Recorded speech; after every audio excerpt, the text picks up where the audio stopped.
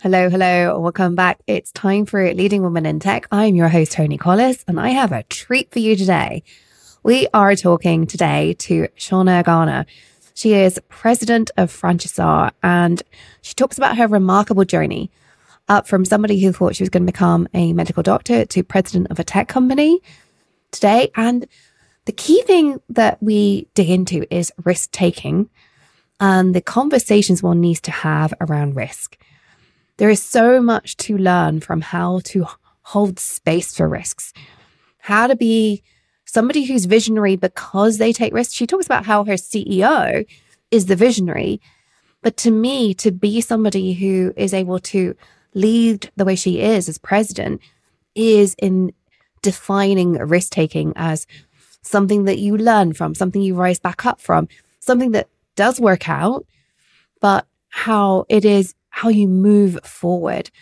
And we dig into how she's done this personally and now professionally with a team as well. So without further ado, let me get Shauna onto the show.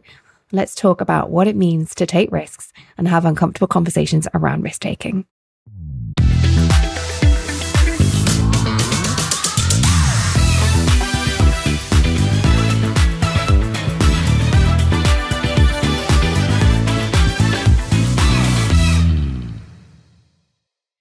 Welcome to the show, Shauna. Thank you for joining us today. Thanks so much for having me. I would love for you to start with one of my favorite questions. Can you tell us about your journey to where you are today, the career lowlights, highlights, and why you're doing what you do? Absolutely. So my journey, I think, is a fun one, and everyone's, not to say that anyone else's isn't, but from my lens, my journey really began fresh out of college, graduating with a biomedicine degree and a passion for medicine. I went straight into working at the medical center in Houston, which is thriving and extremely well advanced in terms of medical career. So I'd always kind of had an idea that I was going to go to med school. I come from a family of physicians on both sides. And so I worked in a histocompatibility lab. So for those unfamiliar, it's pairing donors with recipients in the world of transplants. And it was awesome. And it was a fantastic way for me to learn more about medicine and also get a glimpse into what a life in medicine might look like. Because in the histocompatibility lab, we worked on call. And so if we had to do a match, a pairing, then that essentially meant that we were working around the clock, mostly in the evenings, obviously for safety reasons. And I loved it. And so I kind of planned on going into medical school, and then my life changed. And really it had to do with kind of the order in which I saw things happening changed. My husband and I, we decided that we were going to start a family. And it's not to say that you can't have both. You can't be a physician and, a parent, a mom. But for me, it was the order in which I was going to do them. And that was something that I was excited about and surprised by, because I didn't foresee that. It wasn't part of the plan, but it was amazing. And so what I did is I continued to work in that area, in that field, until an opportunity arose for me to go to work for a still in the medical industry company, but it was a family business. So they had been in business for about 20 years. They started with two products, an elbow brace and a knee brace. And what I did is I went in to work for them, and I started to learn everything about the business. And so I started to realize I had a different passion, not only from medicine, but I had a passion of learning about business and all aspects of business. And so they gave me a fantastic, unique opportunity to start from a very just entry-level customer service, to work my way through account management, into the financial sections, into the training aspect, to doing product demonstrations, to starting to travel to represent them. And I loved it. I absolutely loved it. All in, I stayed with that company through an acquisition towards the latter part of that. It was about 17 years, and about year 13, 14, they were acquired by a publicly traded, much, much larger company that not only had the durable medical equipment side, which is what that company focused on, but also it was a clinic side. And so the clinic would provide those products to their patients. But the difference from my lens was I went from being able to work all facets of the business and learning, continuing to learn, to really being kind of siloed into a specific area. And that's not uncommon, not unlike, other large companies. And I understand it. But the area that I was, focusing on or had been moved to had to do with finance. And it was fine. I enjoyed the people I worked with, but I didn't have a passion for finance. So what I realized was, you know what, I think I need to make a change. And that was a little unnerving. It was a little scary because I'd been there for 17 years then. The new company was a much larger company. So it afforded me the opportunity to travel. And that's what I did. I traveled to their corporate office on a quarterly basis. That was fine too. It was, but life is short. And for me, just being fine wasn't good enough. Yeah. So an opportunity landed at really in my lap to come on board with the company I'm with now. And at that time, we had just started a children's coding organization.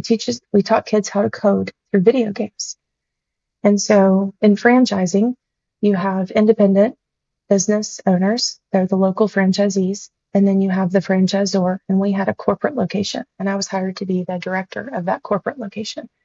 So I found myself excited again about being, involved in every aspect of running that local business, if you will. Mm-hmm.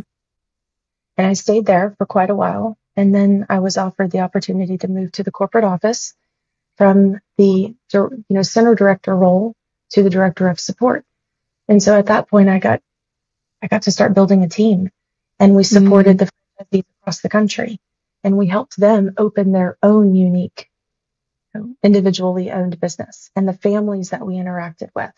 I had that firsthand experience of seeing those lives changed with the families. And now we were doing it on a larger scale. And so I stayed in that role for a while and then advanced to the VP of franchise support. And I stayed there until eventually the company, the owner of the company I'm with now, sold that and then offered me the opportunity to move to the parent organization, which is where I'm at now. But I was in the EVP role. And so I stayed in the executive vice president role, and I supported the previous company that we owned, learned more, and then eventually grew into the role of the president. And so the company I'm with now, it's called Franchisor, and we have different brands and so different franchises that we support. And so I'm very grateful for the opportunity to be able to support the team and then the business owners and the communities, the lives that we impact. Yeah. One of the things that story highlights to me is your willingness to step outside your comfort zone, your willingness to take risks. You've made some deliberate choices, for example, to slow down, prioritize your family at points. But then there's also some what I think I personally wouldn't, but I think a lot of people would view risky, like sidestepping away from biomedicine into a completely different industry.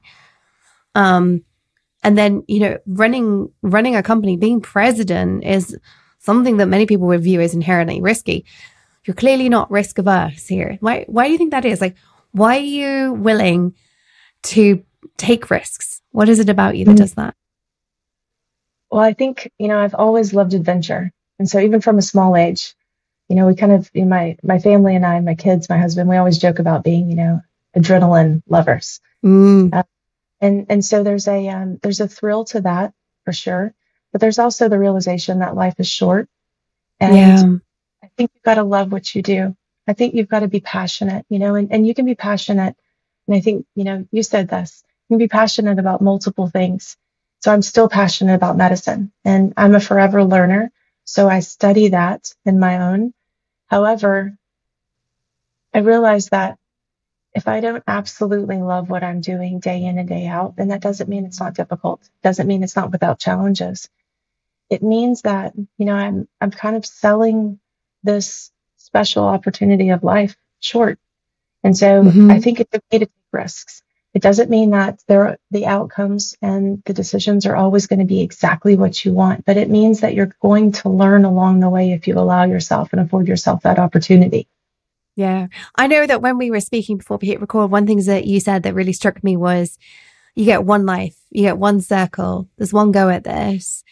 And I think what you're saying now is really resonating with that, in that it's recognizing that if I don't do it, I'm not going to have another chance, right? So it's choosing to take that uncomfortable risk, acknowledging it's a risk, but doing it anyway because you only get one go. Do you think that's part of what drives you here?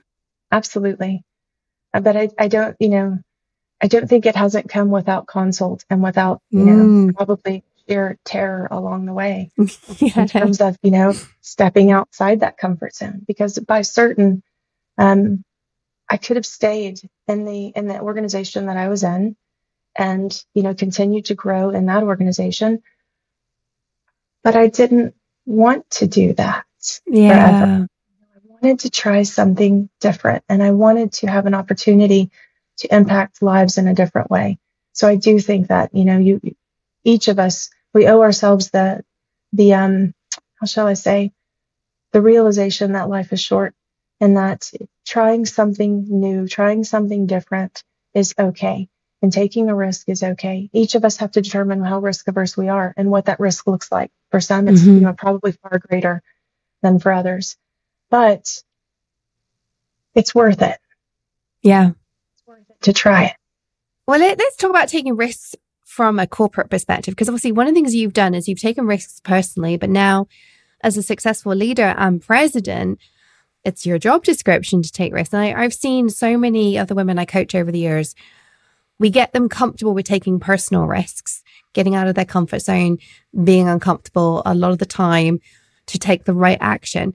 But then as they take on more leadership responsibilities and they own a risk for a team, for a subset of an organization, for an entire organization in your instance, it then becomes a whole other level. You're taking risks on behalf of other people. Your team's wage packets are at risk potentially. Your investors are saying, why are you doing this? So how do you move from that personal risk taking into trusting yourself to take risks on behalf of an organization?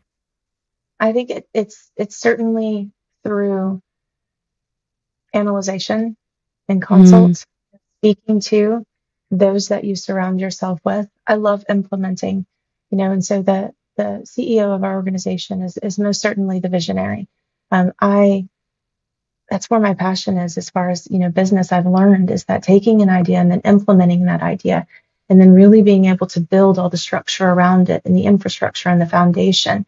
And we do that through, the people that we bring into our organization, and recognizing that I'm okay with not being the expert of every single aspect of every single role, because I don't think that's probably in the best interest of not only myself, but certainly not the organization. It's the unique perspectives of those that really understand their expertise that think outside the box. And that's the creativity that we celebrate. It's also, I think, what helps us grow as an organization.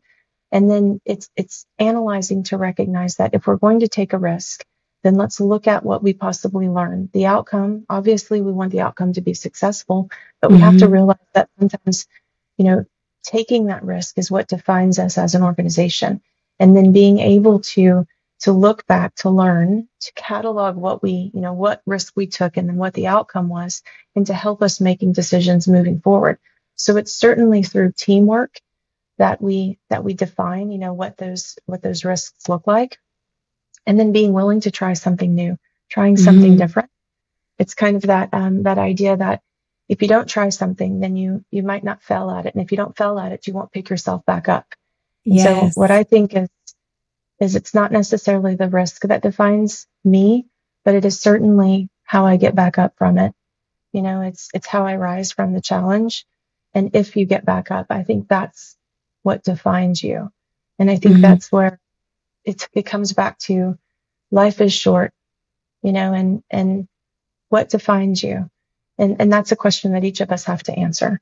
Let's talk about uncomfortable conversations, because I'm sure that part of your job now as, a risk taker on behalf of more people than just you, but also the risks you took earlier on in your career, that you had some uncomfortable conversations with family about why you're not going into medicine, why are you leaving this whole industry and moving sideways?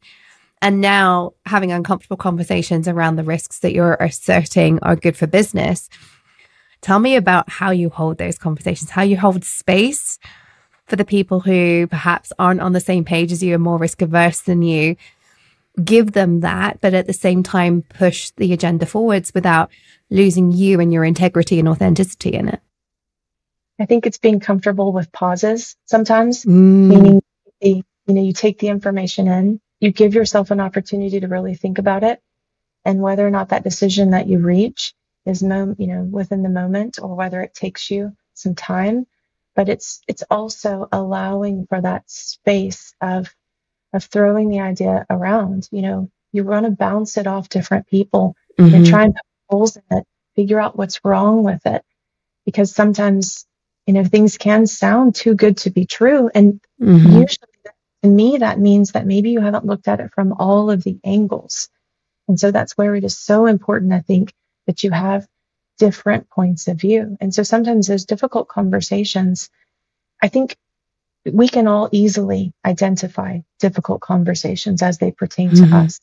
But in business, those difficult conversations sometimes just have to do with different points of view, and you're trying to reach a central decision. And so maybe that means that you're going to have to take some time to think it through, allow people to finish kind of those thoughts, process it. So uncomfortable silence isn't necessarily a bad thing. Yeah. And then define what the next steps look like. And so that definition of what next steps look like could be part of the benefit of how you emerge from that uncomfortable conversation. Yeah. How do you make sure that as you take that risk, your team is on board, even if maybe reluctantly, I don't know. But quite often when we take a risk, there isn't an immediate, it's gone wrong or it's gone right. It takes time, especially the big things, right? Changing industries for you personally, that would have taken some time for you to think, yeah, like this is really working, right? There is that period of ups and downs, excitement, and also, is this really working? And, everything we do in business, when we try something new that's a risk, you don't get an answer today or tomorrow. It can take months. How do you keep the team engaged when they have got all this self-doubt going on? Like, what do you do to bring them along with you? The simplest answer I could say is to talk, communicate, and then listen. And that's, I think, part of this too, is you have to be willing to really listen. And so sometimes in conversations, I know I've certainly gone into conversations and had my own thoughts, and maybe I've drifted into those thoughts. But if you're, really engaged in a conversation, then you're there to listen to the team and give them the opportunity to explain the concerns that they have, because those concerns come from a unique perspective, and it's one that only they typically can see, because again, they're experts in their respective fields. And so it's when you listen and then you pull out those, the fine details, and then you work through them, you problem solve through them. So some of the times what we try when we're going to take a risk, it might be in a specific niche, whether that niche is operational or whether it's, support or whether it's marketing. Then what we're doing is we're trying to draw through into the end and pull out the determination as to whether it was successful or not.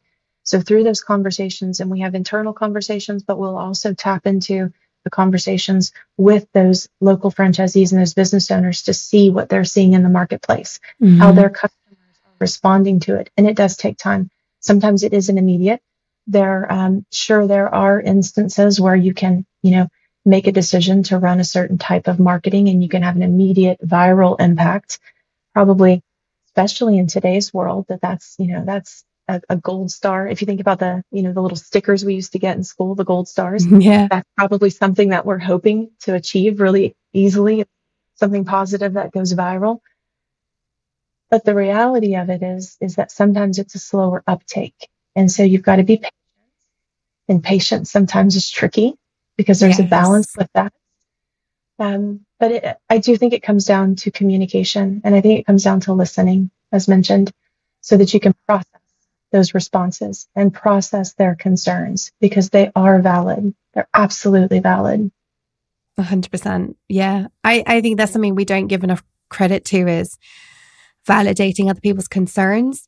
I think when we're uncomfortable, it's very easy to either give too much validation to their concerns or to just push back and not listen, because sitting in that space of listening to their concerns that are valid while knowing that your intention, provided you can find a route forward, is still to proceed, even though there's something hold. It's a really uncomfortable place for most of us to sit. So how do you hold that?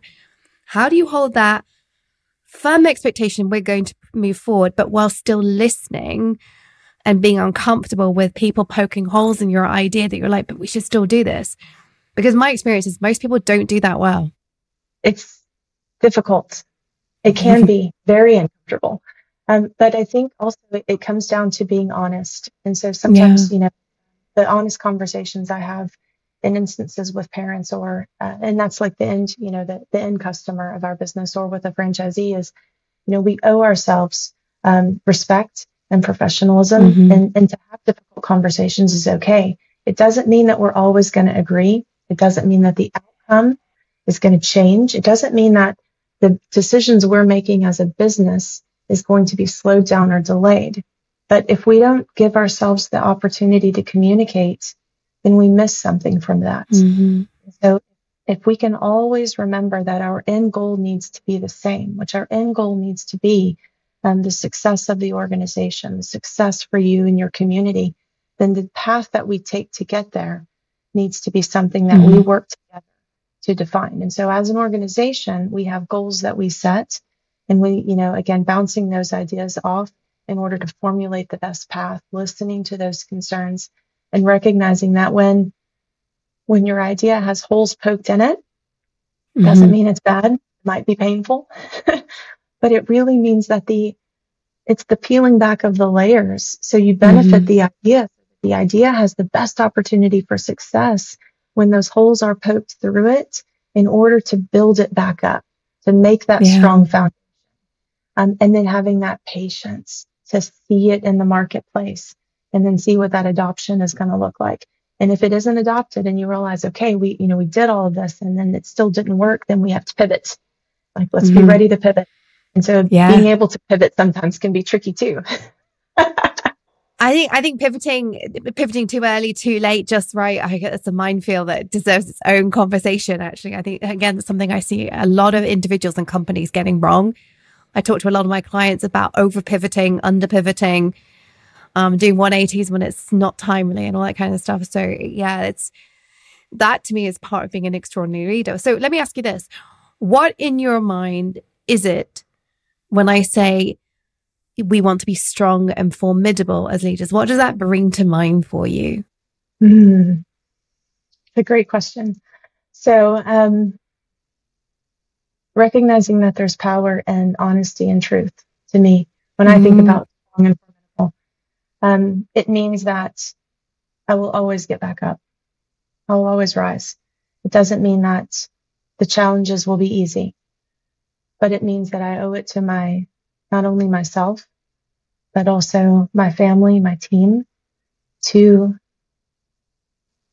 think through thoroughly what we are doing, because the organization deserves the opportunity to succeed. And so when I think about, business, and I think about what our goal is, common goal is for the organization to be successful.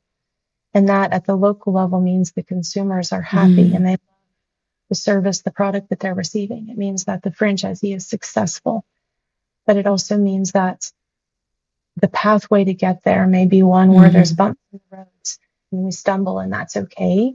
But, we continue to move forward.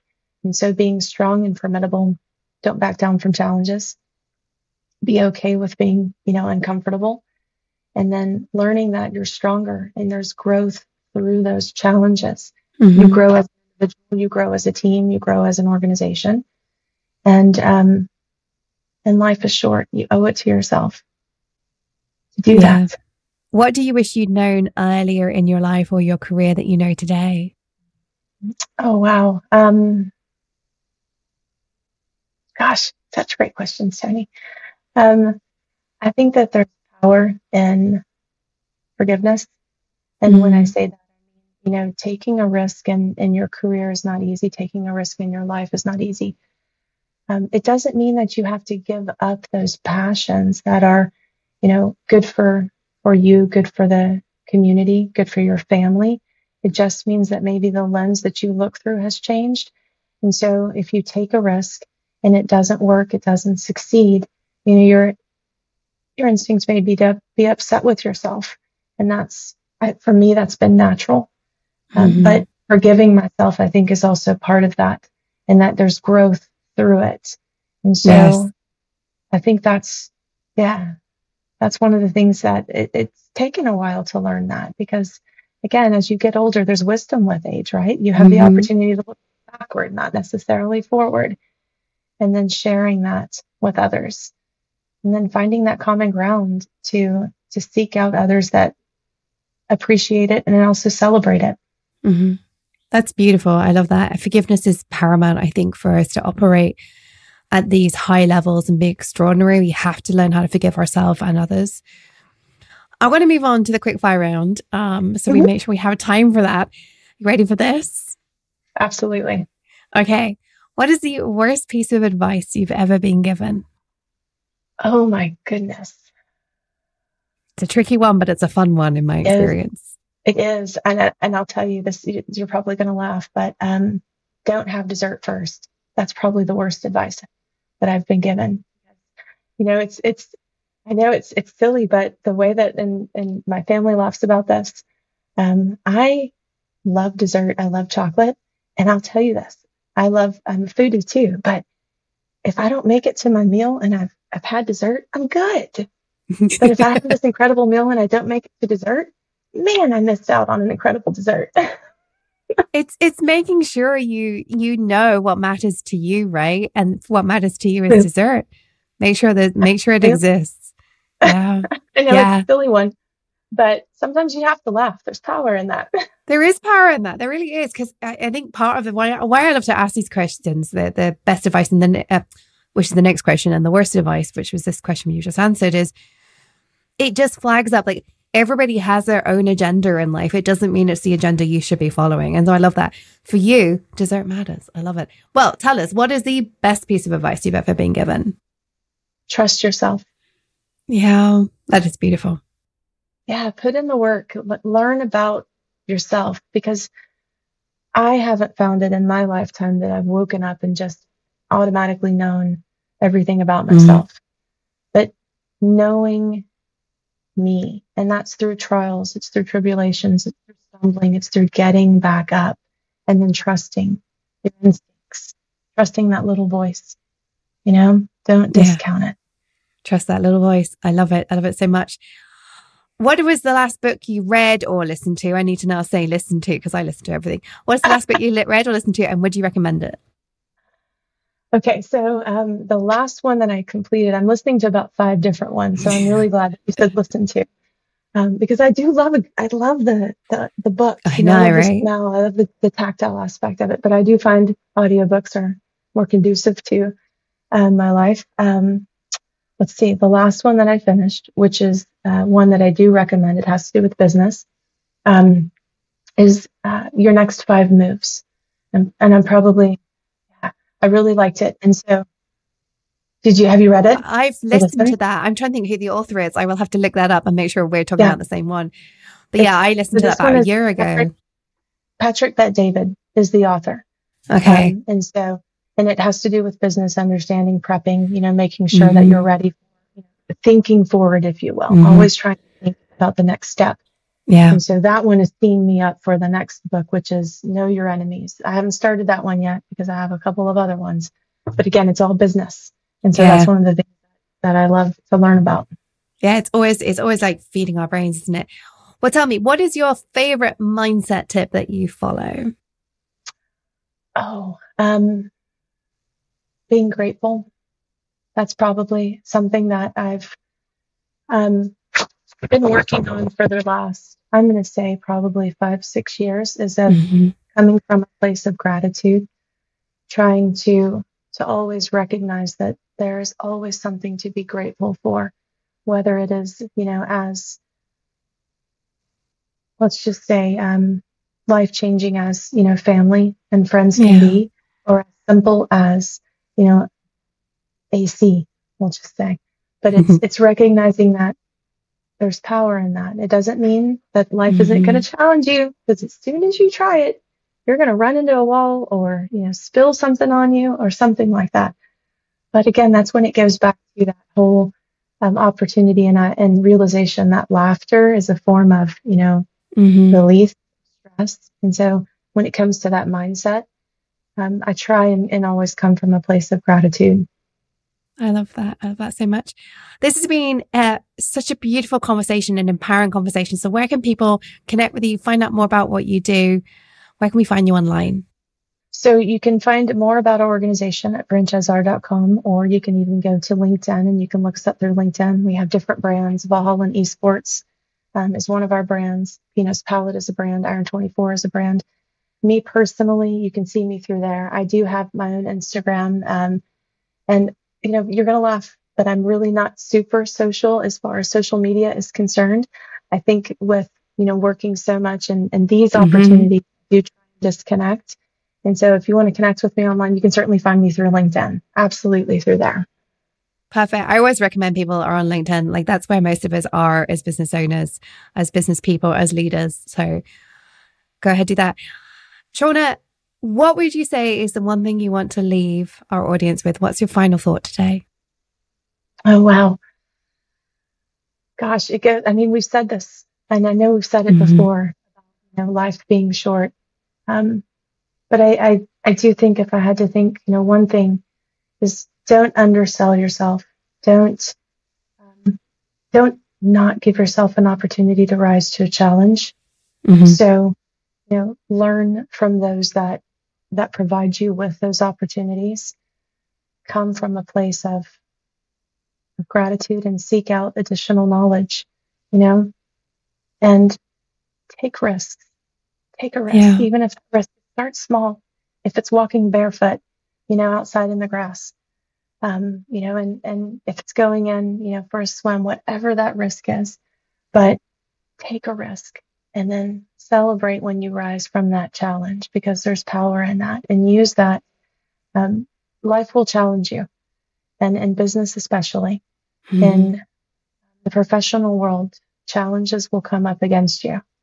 And so it's being able to rise from those challenges, to realize that you are stronger. You can be grateful for that strength. And then you get one life, make the most of it and enjoy every opportunity to connect with those that you can grow from. Yeah, 100%. I love that. Thank you so, so much for joining us today, Shauna. This has been a beautiful story, an empowering conversation. And I hope all the listeners are feeling empowered to take risks, step out of their comfort zone, do something a bit different, and bring their team along the way. So listeners, if you found today's conversation empowering, don't forget to go check out the show notes. We've got links to Shauna's social media, Franchisar, and of course her book recommendation in there.